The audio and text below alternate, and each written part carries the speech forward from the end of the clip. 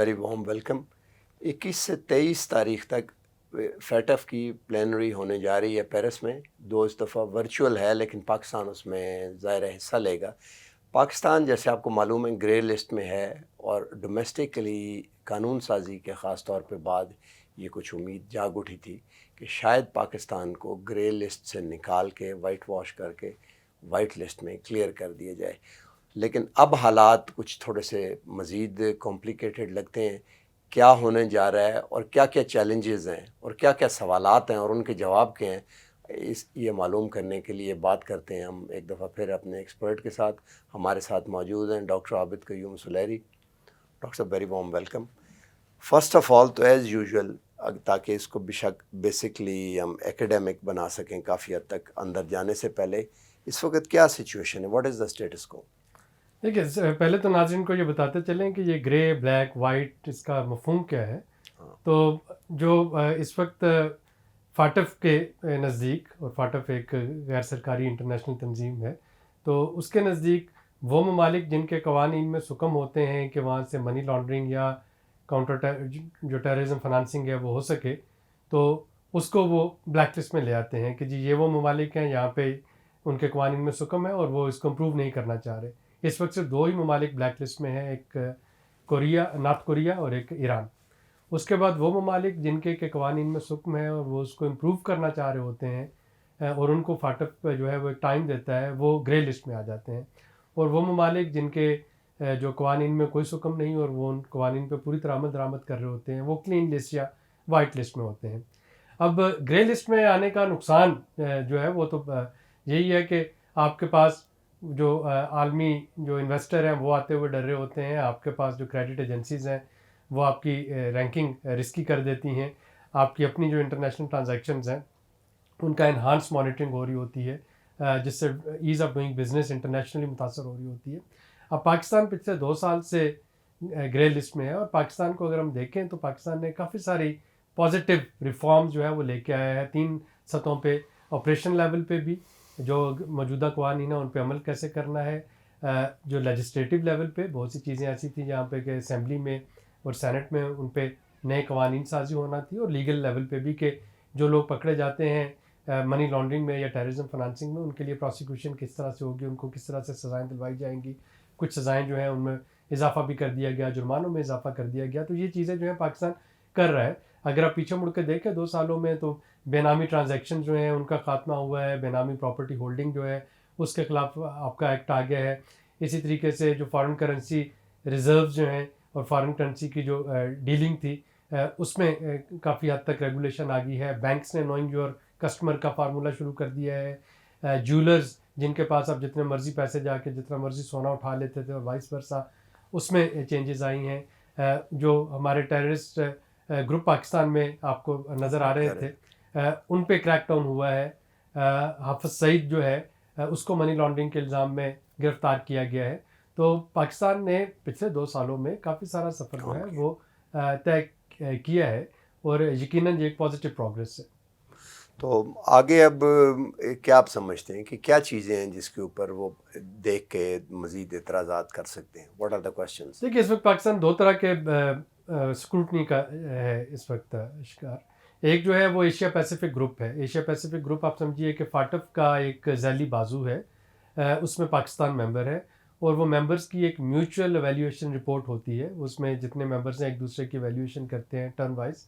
और 11 अक्टूबर को जो एशिया पैसिफिक ग्रुप का जो इजलास हुआ है, उसमें पाकिस्तान को इन्हांस्ड फॉलोअप में रखा गया है। इन्हांस्ड फॉलोअप का मतलब है कि उसकी स्क्रूटनी ज़्यादा कर दी गई है। उस ग्रुप का ये ख्याल है कि पाकिस्तान जो दहशतगर्दी को रोकने के लिए और जो मनी लॉन्ड्रिंग को रोकने के लिए जो अपने कवानीन है उसको इफेक्टिवली इम्प्लीमेंट नहीं कर पा रहा। तो ये एक स्ट्रीम चल रही है। दूसरी स्ट्रीम है जो फाटफ है, जिसमें कि पाकिस्तान ग्रे लिस्ट में है, और जिसकी आज से प्लेनरी शुरू है। वहाँ पे पाकिस्तान अपनी प्रोग्रेस पेश करेगा। अगर हम देखें तो 4 ऐसे इश्यूज़ हैं जिसमें पाकिस्तान जो है वो नॉन कंप्लायंट है, उसमें अभी तक नहीं काम कर सका। 8 ऐसे इश्यूज़ हैं जिसमें कि पाकिस्तान लार्जली कंप्लायंट है, उस पर काफ़ी सारी चीज़ें पाकिस्तान कर चुका है, बल्कि ज़रूर से ज़्यादा कर चुका है। 28 ऐसे हैं जिसमें कि पाकिस्तान जो है वो पार्शली कंप्लायंट है।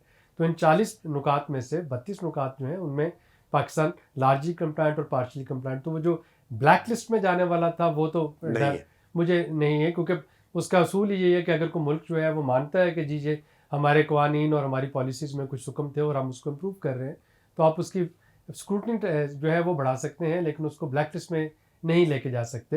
हाँ, वाइट लिस्ट में जाने के लिए पाकिस्तान को इस वक्त 12 ममालिक के, ये फाटिफ के 39 वोट्स होंगे, जिसमें से अगर 12 पाकिस्तान के साथ चलते हैं तो वाइट लिस्ट में आ जाएगा।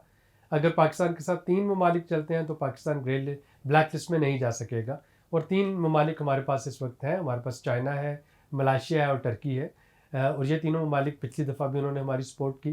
तो अगेन अगर मैं सियासी तौर पर भी देखूँ तो जो जियो पोलिटिकल सिचुएशन है, तो पाकिस्तान के पास 3 ममालिक की जो है वो सपोर्ट तो है। अब देखना ये होगा कि जो एशिया पैसिफिक ग्रुप की रिकमेंडेशंस हैं इनहांस फॉलोअप की, और पाकिस्तान की जो सफारती महाज पे जो कामयाबी है, क्या वो मज़ीद 9 वोट्स जो है वो ले पाएगा। अगर ले पाता है तो वाइट लिस्ट में आ जाएगा, नहीं तो एक मज़ीद नई लिस्ट पकड़ा दी जाएगी जिस पर काम करना होगा और दोबारा से अगली प्लेनरी में अपनी प्रोग्रेस पेश करना होगा। आप समझते हैं कि जियोपॉलिटिकल सिचुएशन जिस तरह चेंज हो रही है, ख़ास तौर पे अफ़गानिस्तान और फिर जीसीसी कंट्रीज़, मैं इसलिए पूछ रहा हूँ कि जो फेटफ के मेंबर हैं उनमें 2 ऑर्गेनाइजेशंस भी हैं, एक यूरोपियन कमीशन और एक जीसीसी की जो है इनकी, वो भी उसके मेंबर हैं।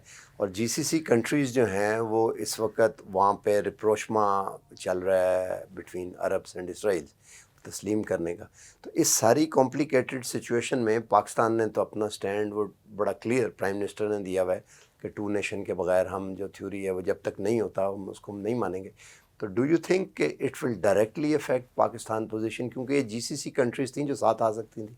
जीसीसी तो मुझे साथ आती हुई नहीं लगती है फ्रैंकली, जब तक आपके साथ टर्की और मलेशिया, और वो दोनों बहुत दोस्त ममालिक हैं, वो हैं, जब तक पाकिस्तान जो है, और वो राइटली 2 स्टेट्स की बात कर रहा है, क्योंकि अगर हम इस वक्त इसराइल को मान लेते हैं तो हमारा कश्मीर का सारा मुकदमा जो है वो ज़ीरो हो जाता है। तो पाकिस्तान को बिल्कुल इसको नहीं मानना चाहिए। तो इन सारी चीज़ों की वजह से मुझे नहीं लगता कि जीसीसी एज एन ऑर्गेनाइजेशन या गल्फ़ के कुछ मेंबर जैसे सऊदी अरेबिया जो है वो भी फाटफ का मेंबर है, कि वो डायरेक्टली पाकिस्तान की सपोर्ट जो है वो कर रहे होंगे। अफ़गानिस्तान वाले मामले को देखना होगा कि अफ़गानिस्तान वाला मामला जो है उसमें पाकिस्तान का जो रोल है उसको कितना अप्रिशिएट किया जा रहा है। अभी तक जो हमारी अमेरिका के साथ लड़ाई होती है वो यही होती है कि हमें डू मोर कहा जाता है और अमेरिका उस रोल को रिकग्नाइज़ भी नहीं करता। अब जब मैं उसको 3 नवंबर के इलेक्शन से भी लिंक करता हूँ तो मुझे नहीं लगता कि ट्रंप एडमिनिस्ट्रेशन जो है वो इस वक्त को बहुत ज़्यादा रेडिकल चेंज लेके आएगी। इस वक्त सारी की सारी तवज्जो जो है वो इंटरनल इलेक्शंस पे होनी चाहिए यूएस पॉलिसी मेकर्स की, कि 3 नवंबर को इलेक्शन होते हैं और फिर जो भी नताज निकलते हैं जनवरी में जो भी हुकूमत आएगी, शायद, क्योंकि पाकिस्तान इस वक्त पॉलिसी के लिहाज से पेरिफेरी में आता है। जब आप अमेरिका में बैठे अमेरिकन पॉलिसी मेकर के तौर पे देखते हैं तो वहाँ पे इस वक्त जो है वो डायरेक्ट इलेक्शंस के बारे में सोचा जा रहा होगा। तो मेरा नहीं ख्याल कि वो वहाँ से भी पाकिस्तान को कोई रिलीफ जो है वो डायरेक्टली मिल सकेगा। तो अगर इन ममालिक के अलावा बाकी 9, और इसीलिए मैं कह रहा था कि 9 वोट हासिल करना थोड़ा सा मुश्किल काम है। अगर मिल जाते हैं तो we are in white list, नहीं मिलते तो वर्स्ट केस सिनेरियो यही है कि ये स्टेटस को चल रहा होगा, जो ग्रे लिस्ट है उसमें रहेंगे और हम शायद अपने मज़ीद कुछ कवानीन और पॉलिसीज़ बेहतर कर लें ताकि हमारी इकॉनमी डॉक्यूमेंट हो सके। बिल्कुल ठीक। यहाँ पे लेते हैं एक छोटा सा ब्रेक, हमारे साथ रहिए।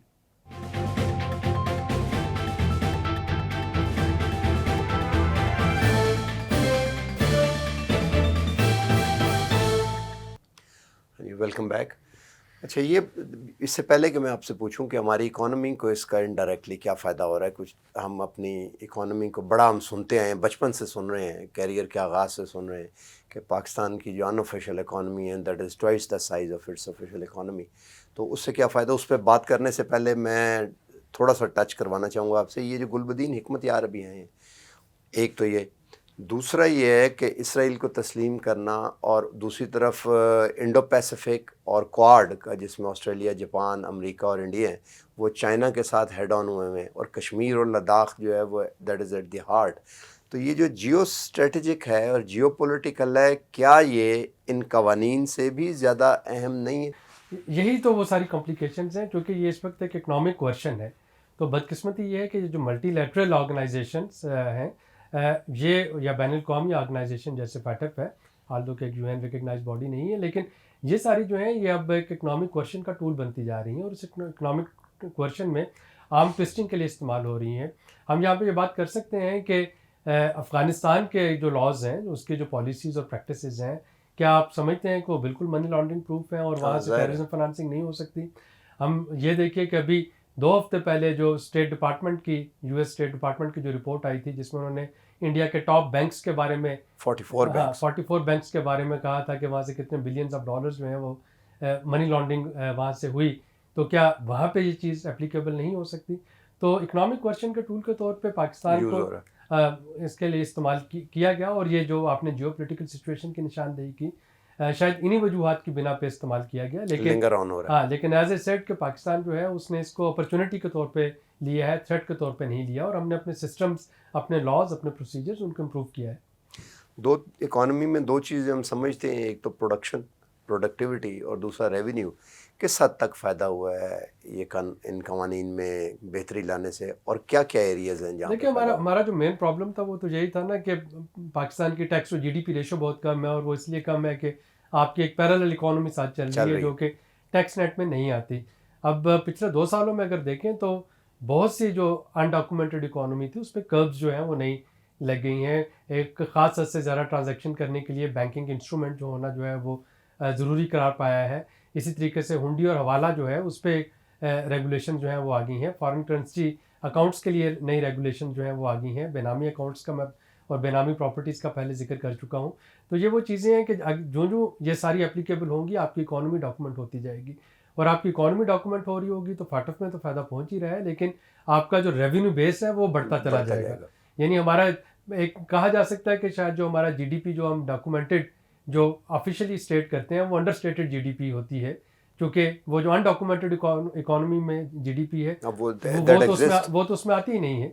तो अगर वो भी उसमें आना शुरू हो जाती है और उस पर टैक्स भी फिर आप ले रहे हैं, तो वो एक आपको फ़ायदा होता है कि आपका रेवेन्यू बढ़ता है। सेकंड, जो हम इकोनॉमी को डॉक्यूमेंट करेंगे, ये खुदा न खास्ता ये जो कोविड वाले हालात हैं, इसमें जो रिलीफ देना था, इसमें उन्हीं स्मॉल बिजनेसेस को रिलीफ मिल सका जो कि रजिस्टर्ड थे। अगर मैं कहीं पर रजिस्टर्ड हूँ ही नहीं तो मैं बिज़नेस नहीं कर रहा हूँ और मुझे रिलीफ नहीं मिल सकता। तो ये भी इसका एक, अगर हम इसको सोशल डेवलपमेंट एंगल से देखें, तो जितनी आपकी ट्रांजैक्शन, जितने आपके कारोबार रजिस्टर्ड होंगे, डॉक्यूमेंटेड होंगे, कल को अगर खुदा न खास्ता उनको कोई रिलीफ क्लेम करना पड़ता है तो वो एक एंटिटी के तौर पर रिलीफ ले सकेंगे, तो अदरवाइज तो दे डोंट एग्जिस्ट। अच्छा, एक पेरिफेरल क्वेश्चन राइज होता है, गो इसका फैटफ से ताल्लुक़ नहीं है, इकोनॉमी का जिक्र हुआ, ये जो करंट लिक्विडिटी का क्रंच आया हुआ है, इसमें फैटफ का भी हिस्सा है? क्योंकि जैसे आपने कहा डॉक्यूमेंट हो गया, नहीं हो सकता, ख़ास तौर पे रियल एस्टेट वाले तो ओपनली कंप्लेन भी करते हैं। देखिए, जो करंट इस वक्त लिक्विडिटी क्रंच है उसमें एक तो जो डोमेस्टिक लिक्विडिटी है दोनों वो जाहिर है। मैं पहले डोमेस्टिक पे आता हूँ हाँ। कि वहाँ पे जो इन्वेस्टर है वो डरा हुआ है, जिसके पास अनडॉक्यूमेंटेड पैसे थे। मैं ये नहीं कह रहा कि वो इलीगल पैसे थे या इल गॉटन मनी थी, लेकिन अगर वो डॉक्यूमेंटेड नहीं थे या उन पर टैक्स पे नहीं हुआ था तो वो इस वक्त डर रहे हैं कि वो पैसों को कहाँ लेके जाएं, कहाँ। अभी जो रिसेंट चेंज हुई कि आप उसके ये भी नहीं कर सकते कि फ़ॉरेन करेंसी ले लें और आप फाइलर नहीं, और जाके आप अपने फ़ॉरेन जो करेंसी अकाउंट है उसमें डाल दें। तो वो ये का जो थी इन्वेस्टमेंट यहाँ पे रुक गई। जो फॉरेन इन्वेस्टमेंट है, फॉरेन इन्वेस्टर उस वक्त तक पाकिस्तान में नहीं आएगा जब तक आप ग्रे लिस्ट से बाहर नहीं जाते। अच्छा, क्विकली वक्त ख़त्म हो रहा है, ये बताइए कि जो मल्टीलेटरल इंस्टीट्यूशन हैं, वर्ल्ड बैंक, IMF वगैरह, ब्रिटेन वुड ख़ास तौर पे, ग्रे लिस्ट में इन पे कुछ असर पड़ता है या ग्रे लिस्ट के दौरान ये स्मूथली ऑपरेट करते हैं? नहीं, ये असर इस तरह से पड़ता है जैसे अगर आप अभी अपनी IMF के जो क्वान्टिटेटिव टारगेट और इंडिकेटिव टारगेट्स देख लें तो बहुत सी ऐसी चीज़ें हैं जो कि फाटिफ से रिलेटेड हैं और डायरेक्टली उसमें फाटिफ का मेंशन भी किया गया है। तो ये इकोनॉमिक क्वेश्चन टूल जैसा कि मैंने कहा कि ये बन जाते हैं। आइडियली आप कह सकते हैं कि जी मैं चूँकि लोन ले रहा हूँ IMF से या IDB से, उसका फाटिफ से लिंक नहीं होना चाहिए, लेकिन ये लिंक बन जाता है और हम देख रहे हैं कि लिंक बना हुआ है पाकिस्तान के। इसको क्वान्टिफाई किया जा सकता है और इसको क्वान्टिफाई किया जा सकता है, और ये पाकिस्तान की इकोनॉमिक ग्रोथ के लिए एक हिंड्रेंस है जिससे अब निकलना बहुत ज़रूरी हो गया। बिल्कुल ठीक है। तो इसको अगर सम अप किया जाए तो हम ये समझते हैं कि ग्रे लिस्ट में शायद अभी ये काम चलता रहे, निकलना पॉसिबल ना हो, लेकिन ओवरऑल डोमेस्टिकली पाकिस्तान को इससे काफ़ी फ़ायदा हुआ है। जी, और उसका जो वे फॉरवर्ड है वो यही है कि हमें डोमेस्टिकली अपने लॉज और प्रोसीजर्स, पॉलिसीज़ उनको इम्प्रूव करते रहना चाहिए ताकि जहाँ पे नॉन कंप्लायंट है वो भी कंप्लायंस में आ जाए, और उसके साथ साथ अपने डिप्लोमेटिक एफर्ट्स जो हैं इकोनॉमिक आउटरीच की, उनको भी बेहतर बनाना है, क्योंकि ये एक ऐसा इम्तिहान है जिसमें सिर्फ आप परफॉर्मेंस की बेस पे पास नहीं होंगे। इसके लिए उस्तादों की Negotiations, मदद भी उस- चाहिए, हाँ, गुड रिलेशन भी negotiation. चाहिए, तो वो जो 9 वोट चाहिए हाँ, उन पे भी साथ साथ काम हमें करना होगा। बिल्कुल ठीक है। Thank you very much for giving us this time. इसके साथ आज का प्रोग्राम ख़त्म हुआ। आइंदा फिर आपके साथ किसी और एपिसोड में आएंगे। हमारे प्रोग्राम देखते रहिए।